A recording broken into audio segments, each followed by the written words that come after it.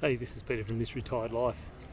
One of the first considerations I have when I'm travelling is how I'm going to keep in touch with the world back home, and also how to access data along the way, how to access data for maps, bookings, and generally keep in touch with the world. Today we've spent our day cruising around Madrid, having a great time.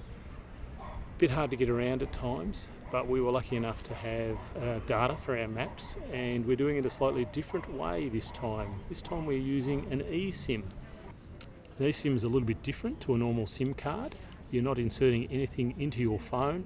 It's actually downloading a software SIM which the phone installs, or you press install and then you activate it in the city that you're going to.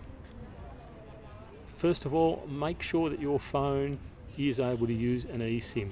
Not all phones can, so check that. If your phone can accommodate an eSIM, you are ready to go. The beauties of an eSIM, the way I see it so far, you can leave your normal SIM in your phone. You can turn that on or off at any time you like. You can turn it on to make phone calls and get text messages on your normal number, or you can turn it off and then just utilise the data on your eSIM. The beauty of an eSIM is if you are moving from country to country, you can choose one for each country. Because there's no physical SIM involved, they are quite cheap. I think 5 gigabytes in Spain costs me around about $6 US. You actually purchase your eSIM plan before you leave home, and you have them all downloaded in your phone, and you just need to activate them when you get to the country that you would like to use it in.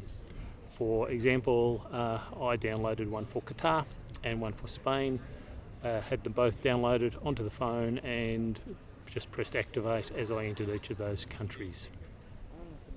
You don't necessarily have to buy your eSIM before you leave. You could buy one on the road. You just need to wait until you get to some free Wi-Fi or your hotel Wi-Fi to complete that transaction. As I said, this is our first experience using an eSIM. I found it fantastic. It has worked seamlessly. There's plenty of instructions, but really it's just follow your nose, and it works really, really well.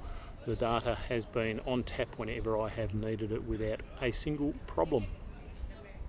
Just remember, it's always good practice if you're using Google Maps to download offline maps just in case you end up not having data at any time, and you can always use the GPS in your phone and your downloaded Google Maps to get around.